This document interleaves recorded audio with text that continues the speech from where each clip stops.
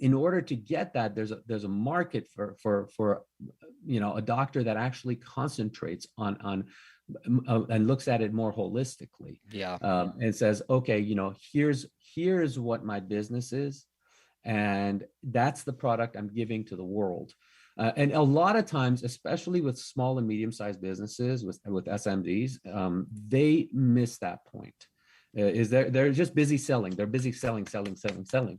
And it's like, well, what happens with your customer service? How are you dealing with returns? How are you dealing with, what happens with the customers having trouble using the product? What is that experience? How is the customer's journey when they're even making a purchase? Mm-hmm. And they, time and again, what you notice is that they haven't even paid attention to what that customer goes through in order to even make a purchase. Have you gone through the steps that the customer goes through to get to say, okay, I want to give you my money?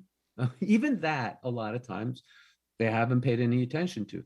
And those are the things that customers look for a lot of times in order to make a choice as to whether you will be the business that they employ, right? Yeah. And so that, you always look at your product as being, your business as being your product, not your product as being your entire business. Yeah. Using doctors as an example, and I don't think it's a trend, but there's a lot of doctors that are moving to out of network services, right? And we actually just shifted to one because I believe in the doctor and I know him outside of, and he just went out of network. And basically said, look, Jim, he goes, if I'm in network, you're going to come in, I'm going to see you for 10 minutes, maybe. I'm only going to fix your problem that you came in for, and that's it. He goes, out of network, I'm going to spend an hour with you. We're going to talk about how to be healthy. Not only will I fix whatever your problem is, but we're going to talk about how to be healthy and preventative and make you a better person. And you're going to get better service from me because he's looking at the whole picture, right? Yes. And I love it's a gross example of how we can all be better in our businesses is looking at the whole picture and the bigger problems that we can solve for our customers, not just the one that they walked Yeah. in the door with, right? And Yep. I love your line and how you approach your business that way. Yeah. And the funny thing is, those doctors that you're mentioning like that, they are servicing fewer patients, which means they're spending much more time with the patient. Yeah. And the doctors making more money, Yeah. having a much happier practice. They're much happier with their practice. They really feel like they're making a difference. On the patient side, the patient is actually paying more money, but they're willing to do that. And they say, you know what, I'm really happy. And they have this relationship with their doctor that they never had before. That where they feel like, one, they're getting the attention they need. Two, their health is being watched much better, Mm-hmm. and they're not being, dominated by some, relationship that the insurance company may be having with the doctor, where they're forcing the doctor, hey, move it along. Yeah.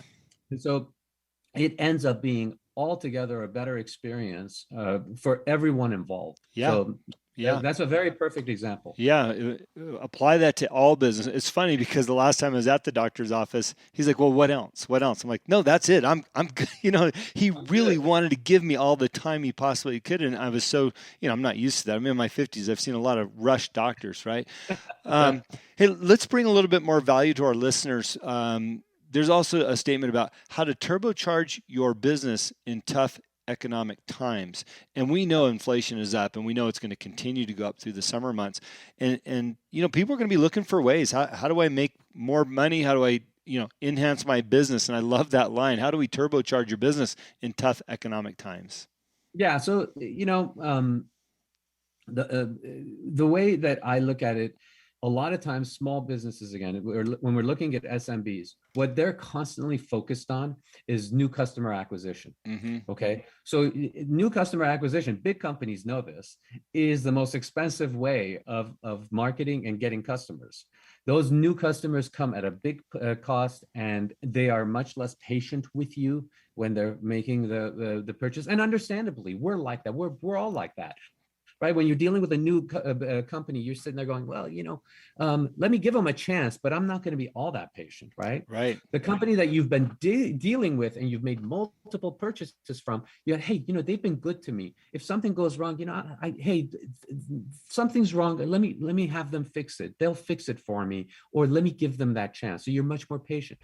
So what happens is a lot of times when you're constantly looking at that new customer acquisition, and that's the world you live in. You have more expensive marketing, less patient customers. The way and what ultimately is constantly missing is what I notice is there's no really recurring revenues inside of that. A bunch of one-time sales, boom, boom, boom, boom. And so what I always look at is, hey, where's the subscription program? Mm-hmm. Where do you have something where the customer is paying or buying from you on a regular basis? Do you have a program where you're marketing to those customers that have already made a purchase from you? And I usually use that as an example as a humidifier company that came to us right around COVID time. And so, and I said, you guys must be killing it, right? COVID has hit. Everyone's at home. There's this all thing about health and all that stuff going on. They said, yeah, we're not. And why? Well, we're getting our stuff from China. We're selling humidifiers, but we're having really big problems with our supply chain. Mm-hmm. And we're getting bad reviews because we're not able to deliver and we're not able to replace when there's something wrong as well as we used to be. Right. And so the first question I asked is, what kind of subscription program do you have? None. We sell nothing else. See, again, that's business is focused on new customer acquisition. How often is a customer going to come back and buy another humidifier? Geez, maybe once a year, maybe once every few years, right? Maybe never, right? And so they had never instituted a subscription program. And with a humidifier, you would think, hey, what about the filters and the essential oils? Yeah. Somebody's going to buy those things from you once a month. How come you don't have that? And these are the things like when we got into that business, and the reason I liked that business was, for us, it was a very easy sell. I'd rather make less money on those humidifiers and have happy new customers. That would be my new customer acquisition, and then sell them other things, right? Cross sell them and upsell them, right?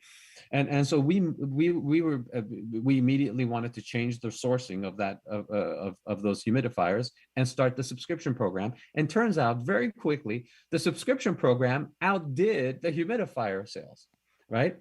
And we were getting new customers for the subscription program, actually, that had not bought humidifiers from us. Right. Okay. Right. And people a lot of times will say, well, yeah, my particular business doesn't lend itself to subscriptions. And I always talk about another business that we got involved with briefly, and they sell underwear on a subscription. Mm-hmm. And I always say, if someone can sell underwear on a subscription, there's a subscription in your business somewhere, right? So. Hey, I was in a t-shirt. I'm wearing one, a t-shirt subscription. They send you 3 new t-shirts every month, right? Who doesn't want a clean t-shirt?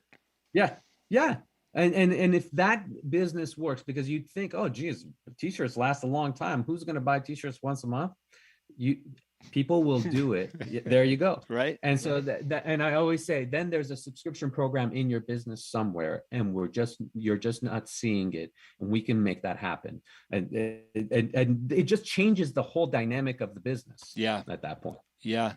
Look, you're giving away gold here, and I appreciate that. My listeners appreciate it. Let me ask you one more question, then we'll wrap up with a few details about your company.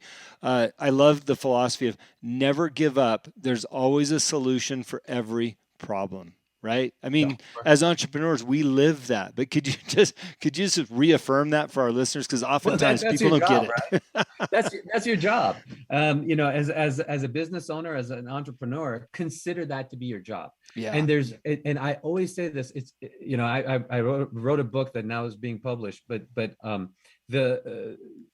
COVID is a perfect example, the perfect case study where people just covered their heads and said, oh, geez, that's the end of it for me. Mm-hmm. But then there were those people that said, where is the opportunity? And I guarantee you, no matter how bad it looks, there's an opportunity there.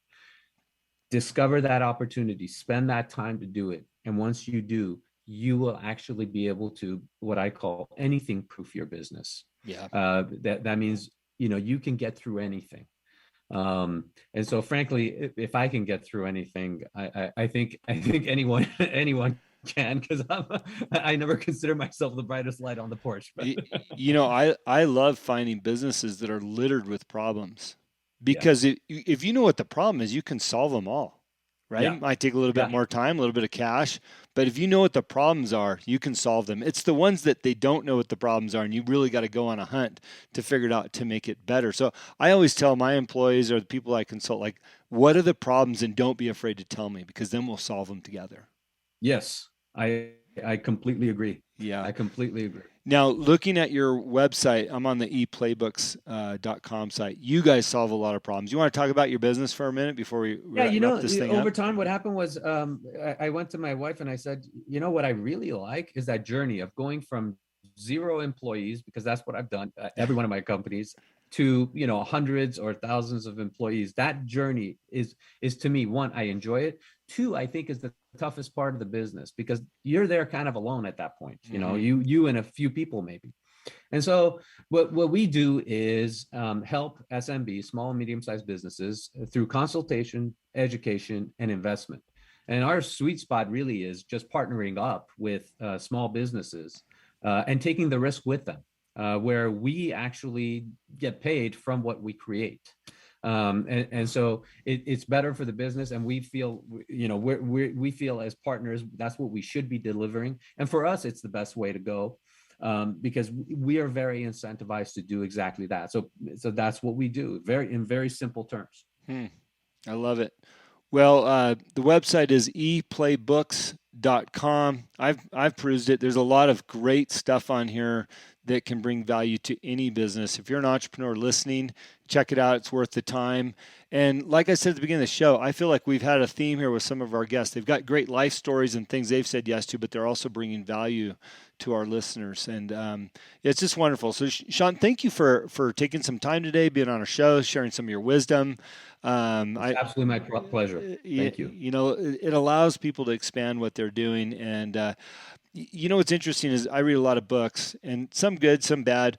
But if I can pick up one little thing, even if it's one sentence from that book, it was worth the $10 or whatever I spent for it and the time to read it. And my interview with you today is one of those things. If I picked up one little thing or one reminder, it was worth the time and effort. So thank you for that. I appreciate it. Thank you. I really appreciate it, and it's been a pleasure being on. Thank you for listening to today's show. It is my pleasure and honor to interview all of the guests that have been on the Answer is Yes podcast. If you have enjoyed the show, please go on iTunes and subscribe, give a rating, or simply tell a friend about the show. We also believe in the message of our guests and the positive influence of their stories. As my own mentor and coach, David Meltzer, has taught me, spend some time every day thinking and writing about the things in your own life that you have more than enough of.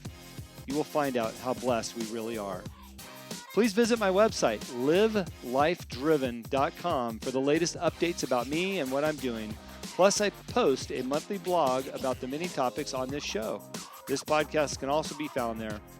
As I learned early on in life, what you believe is what you will achieve. Thanks, Mark Victor Hansen, and thank you, and have a great week.